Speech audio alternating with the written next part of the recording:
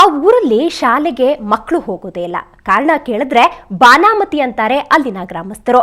21ನೇ ಶತಮಾನದಲ್ಲೂ ನಾವು ಬಾನಾಮತಿ ಅಂದ್ರೆ ನಂಬೇಕಾ? ಈ ಬಾನಾಮತಿ ಅಂದ್ರೆ ವಿಜ್ಞಾನ ಏನ್ ಹೇಳುತ್ತೆ, ಶಾಸ್ತ್ರ ಏನ್ ಹೇಳುತ್ತೆ? ಇದೇ ಈ ಹೊತ್ತಿನ ವಿಶೇಷ ಬಾನಾಮತಿ.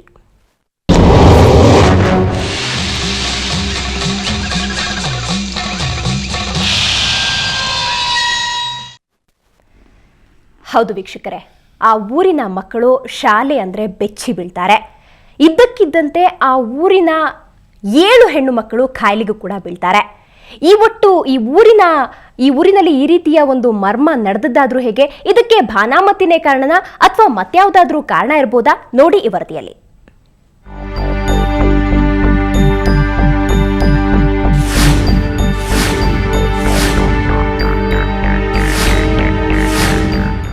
ಸ್ಕೂಲ್ಗೆ ಹೋಗಿ ಮಕ್ಕಳೇ ಅಂದ್ರೆ ಇಲ್ಲ ಸುತಾರಾಮ್ ಹೋಗಲ್ಲ ಅಂತಾರೆ ನೋಡಿ ಈ ಮಕ್ಕಳು. ಇನ್ನು ಶಾಲೆ ಮುಂದೆ ಊರ್ ಜನರೆಲ್ಲ ಹೇಗ್ ಕೂತಿದ್ದಾರೆ ನೋಡಿ. ಕ್ಲಾಸ್ ರೂಮ್ ಒಳಗೆ ಒಬ್ಬ ವಿದ್ಯಾರ್ಥಿ ಕೂಡ ಇಲ್ಲ. 3-4 ದಿನ ಆಯ್ತು, ಶಾಲೆ ಮಾತ್ರ ಖಾಲಿ ಖಾಲಿ. ಯಾಕೆ ಶಾಲೆಗೆ ಹೋಗ್ತಾ ಇಲ್ಲ ಅಂದ್ರೆ ಶಾಲೆ ಮುಂದೆ ಬಾನಾಮತಿ ಮಾಡಿದ್ದನ್ನ ತೋರಿಸ್ತಾರೆ ಊರ್ ಜನ.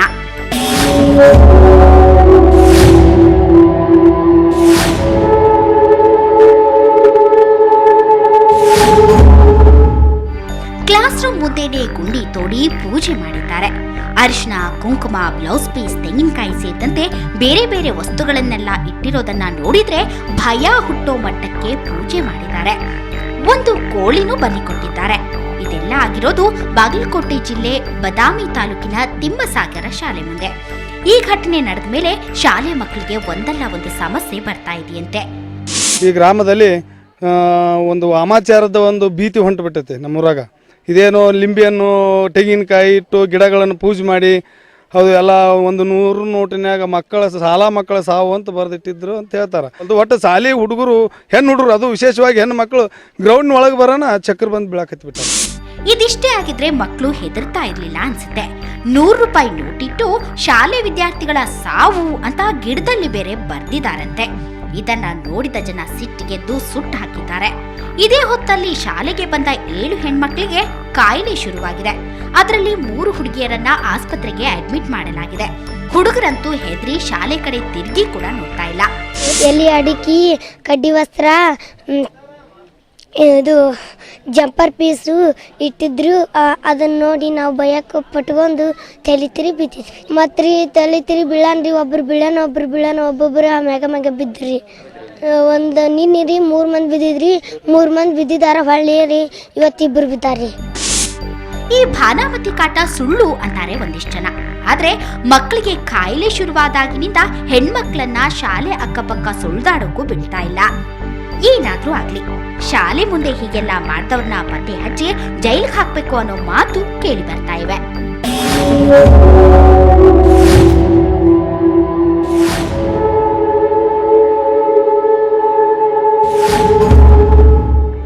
ಮಲ್ಲಿಕಾರ್ಜುನ ಹಸ್ಮನಿ, ಸುವರ್ಣ ನ್ಯೂಸ್ 24/7 ಬಾಗಲಕೋಟೆ.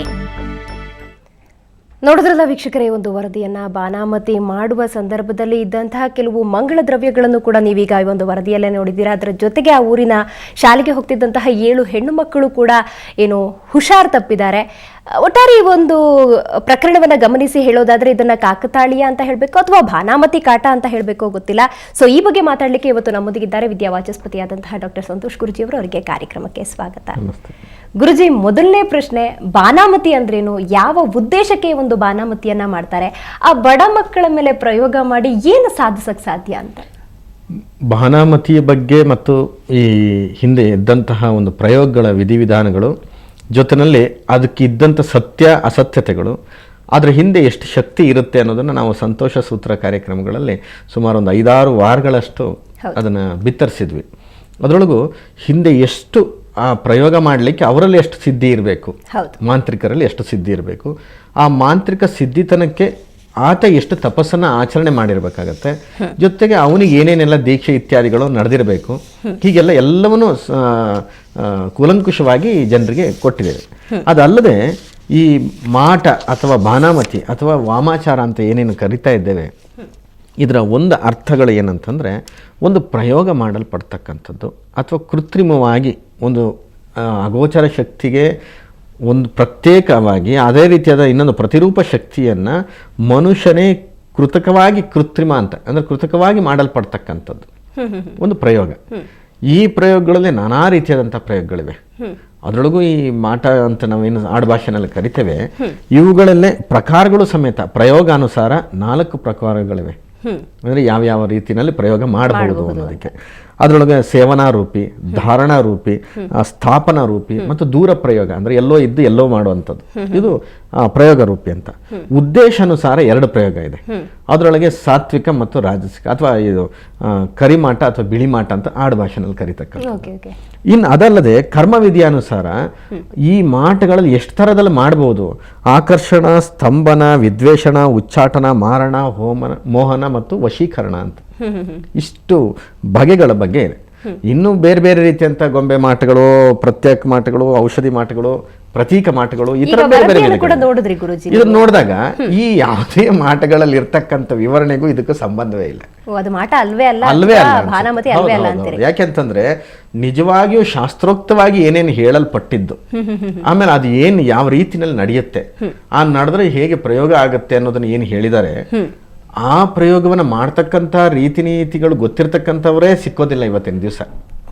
ಎಲ್ಲ ಆಡಂಬರಿಗಳು ಮತ್ತೊಂದಿಷ್ಟು ಹೆದರ್ಸ್ಲಿಕ್ಕೆ ದೊಡ್ಡ ದೊಡ್ಡ ವೇಷದೊಳಗೆ ಧರಿಸ್ಕೊಂಡಿರ್ತಕ್ಕಂಥ ಮಂತ್ರವಾದಿಗಳೇ ಹೆಚ್ಚಿಗೆ. ಇನ್ನೆಲ್ಲೋ ಒಂದಿಷ್ಟು ಬೆರಳೆಣಿಕೆಯವರು ಅಂತ ಒಂದು ಅರ್ಧ ಭಾಗದ ಸಿದ್ಧಿಯನ್ನು ಪಡೆದಿರ್ಬೋದೇನ.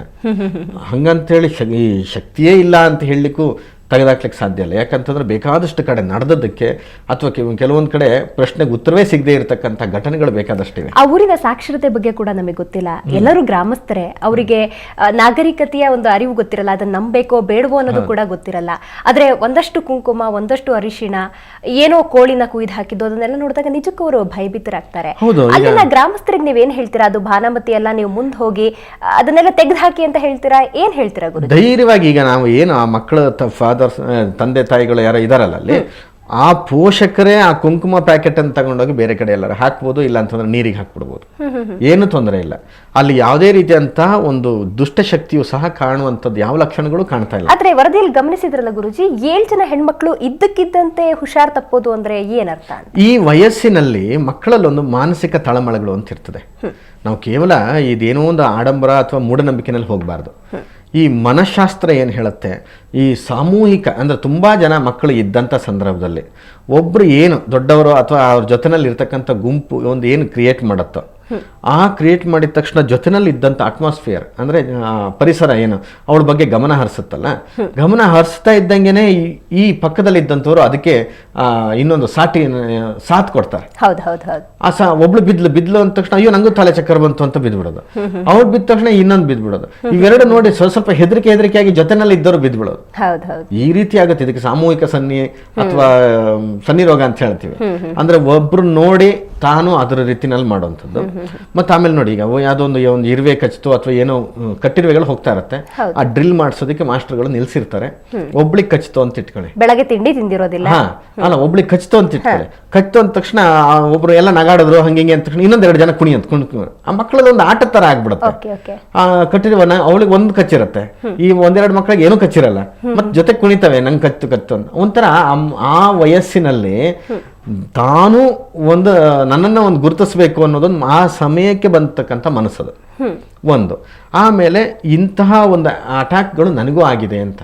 ಈಗ ಯಾವನೊಬ್ಬ ಕಳ್ಳ ಬಂದ ಅಂದ ತಕ್ಷಣ ಆ ಮಕ್ಕಳು ಹೇಳ್ತಕ್ಕಂಥದ್ದು ನೋಡಿ, ನನ್ನ ಬಗ್ಗೆ ನಾನು ಹೇಳೋದನ್ನ ಕೇಳ್ತಾರೆ ಜನ ಅಥವಾ ಪೋಷಕರೆಲ್ಲ ಕೇಳ್ತಾರೆ ಅನ್ನುವಾಗ, ಹಿಂಗೆ ಹೋದ ಹಂಗೋದ ನಾವು ಓಡಿಸ್ಕೊಂಡು ಹೋದ್ವಿ ಮತ್ತೊಂದಾಯಿತು ಅನ್ನೋದನ್ನು ಹೇಳುವಾಗ ಇದೆಯಲ್ಲ, ಆ ಉದ್ವೇಗ ಜೊತೆನಲ್ಲಿ ತಾನೇ ಓಡಿಸ್ಕೊಂಡು ಹೋದ್ವೇನೋ ಮಕ್ಕಳು ಅನ್ನೋ ಮಟ್ಟಕ್ಕೆ ಇರ್ತದೆ. ಆದರೆ ನಾವೇನು ತಿಳ್ಕೊತೀವಿ, ಮಕ್ಕಳು ಸುಳ್ಳು ಹೇಳಕ್ಕೆ ಸಾಧ್ಯ ಇದೆಯಾ, ಅಥವಾ ಮಕ್ಕಳಿಗೆ ಎಲ್ಲ ಅನುಭವ ಆಗಿರ್ಬೋದು, ಅವು ಕಂಡಿದ್ದನ್ನು ಹಾಗೆ ಹೇಳ್ತವೆ ಅಂತ. ಆ ಮಕ್ಕಳು ಹಾಗೆ ಹೇಳ್ತವೇನೋ ಸತ್ಯ, ಅವಕ್ಕೇನೋ ದೊಡ್ಡದೊಂದು ಮನಸ್ಸಿನಲ್ಲೇನೋ ಬಂದಿರೋಲ್ಲ, ಅರಿವು ಇರೋಲ್ಲ ಅಷ್ಟೇ. ಅರಿವಿಲ್ಲದೆ ಇದ್ದ ಕಾರಣಕ್ಕೆ ಎಲ್ಲ ಪೋಷಕರು ನಮ್ಮ ಬಗ್ಗೆ ಗಮನ ಹರಿಸ್ತಾರೆ ಅನ್ನೋದಕ್ಕೋಸ್ಕರ ಇಡೀ ಗ್ರಾಮದಲ್ಲಿ ಮಾತಾಡ್ತಾ ಇದ್ದಾಗ ಯಾರ್ಯಾರು ಬಿದ್ರು ಅನ್ನುವಾಗ ಅವರವ್ರನ್ನೆಲ್ಲ ಗುರುತಿಸ್ತಾರೆ ಅನ್ನೋದಕ್ಕೋಸ್ಕರವಾಗಿ ಒಂದು ನಡೆದು ಹೋಗುತ್ತೆ. ಇದು ಆಕಸ್ಮಿಕ ಆ ಸಂದರ್ಭದಲ್ಲಿ ನಡೀತಕ್ಕಂಥದ್ದು. ಇದರೊಳಗೆ ಒಂದು ಥರದಲ್ಲಿ ಹಿಸ್ಟೀರಿಯಾದ ಒಂದು ಭಾಗನೂ ಅಂತ ಕರಿಬೋದೋ ಏನೋ. ಅದೊಂದು ರೋಗ ಅಂತ ಆದರೆ ಇದು ರೋಗ ಅಂತಲ್ಲ, ಇದು ಆ ಸಂದರ್ಭಕ್ಕೆ ಮನಸ್ಸಿನಲ್ಲಿ ಆಗ್ತಕ್ಕಂಥ ವ್ಯಾಕುಲತೆಗೆ ತನಗೆ ಅರ್ಥ ಮತ್ತು ಅದರ ಅರಿವು ತನಗೇ ಗೊತ್ತಾಗದೇ ಇದ್ದುದರಿಂದ ಮಾಡ್ತಕ್ಕಂಥದ್ದು. ಈಗ ಒಂದು ದೊಡ್ಡ ಚಂಡೆಯನ್ನು ಹೊಡ್ಕೊಂಡು ವಾದ್ಯಗಳು ನಡೀತಾ ಇರುವಂಥ ಒಂದು ಯಾವುದೋ ಒಂದು ದೈವಸ್ಥಾನ ಅಂತ ಇಟ್ಕೊಳ್ಳಿ, ಅಥವಾ ಯಾವುದೋ ಒಂದು ಪೂಜೆ ನಡೀತಕ್ಕಂಥದ್ದು ಒಂದು ಜಾತ್ರೆ ಅಂತ ಇಟ್ಕೊಳ್ಳಿ. ಅಲ್ಲಿ ಒಬ್ಬರು ಮೈ ಮೇಲೆ ಬಂತು ಅಂದ ತಕ್ಷಣ ಎಲ್ಲರೂ ಅಯ್ಯೋ ದೇವ್ರು ಬಂದೇ ಬಿಡ್ತು ಅವ್ರ ಮೈ ಮೇಲೆ ಅಂತಾನೆ ಇರಲಿ, ಕನಿಷ್ಠ 4-5 ಜನರಿಗೆ ಇಮಿಡಿಯೇಟ್ ಮೈ ಮೇಲೆ ಬಂದ್ಬಿಡ್ತದೆ. ಆದರೆ ಅಲ್ಲಿ ದೇವ್ರು ಬಂದಿರಲ್ಲ, ಯಾವ ದೇವರು ಬರಲ್ಲ ಅಲ್ಲಿ. ಅದೊಂದು ಮಾನಸಿಕ ಸ್ಥಿತಿ. ಒಂದು ಶಬ್ದ ತರಂಗಗಳು ಬಡ ಬಡ ಬಡ ಬಡ ಬಡಿತಾ ಇರುವಾಗಲೇ ಎಂಥವನಿಗೂ ಕೈಕಾಲು ಎಲ್ಲ ನಡುಗತ್ತೆ.